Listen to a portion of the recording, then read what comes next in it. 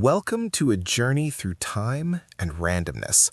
We often think of waiting as a simple human frustration, but in the eyes of mathematics, it is a beautifully structured phenomenon. From the moment you wait for the next big one earthquake in California to the unpredictable lifespan of an LED bulb, the probability of how long is governed by a single mysterious constant: Euler's number, E. To understand waiting, we first must understand the arrival. Imagine a timeline where events occur randomly, but at a constant average rate. This is what mathematicians call a Poisson process. If we know that on average, 2 earthquakes occur every century, we have our rate, denoted by the Greek letter lambda. But the Poisson distribution tells us how many events happen in a window of time. What if we want to know the time between those events? This transition from how many to how long brings us to the exponential distribution.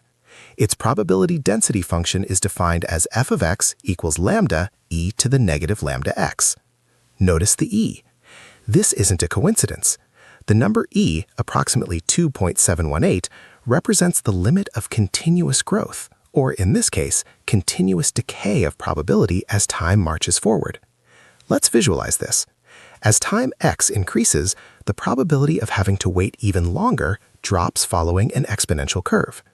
This is why you are much more likely to wait 5 minutes for a bus than 50 minutes, assuming the average wait is 10.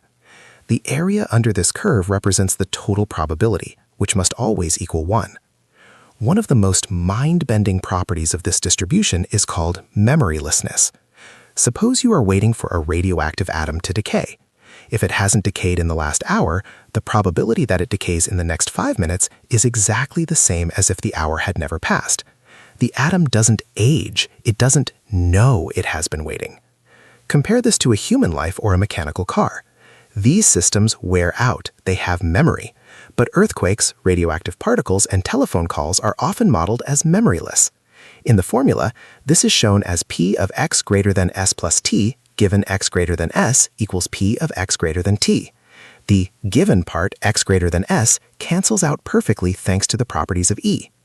Why does E appear here?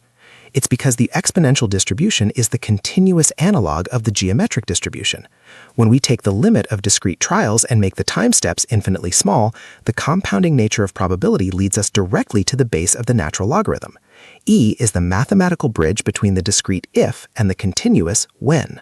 In conclusion, Euler's number is not just for finance or calculus, it is the heartbeat of randomness.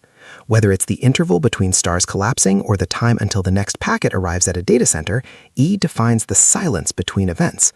Understanding this math doesn't just make us better scientists, it gives us a window into the fundamental timing of the universe. References: 1. Ross S.M. 2014, Introduction to Probability Models. 2. Pittman, J.P. 1993, Probability. 3. Feller, W.X. 68, An Introduction to Probability Theory and Its Applications.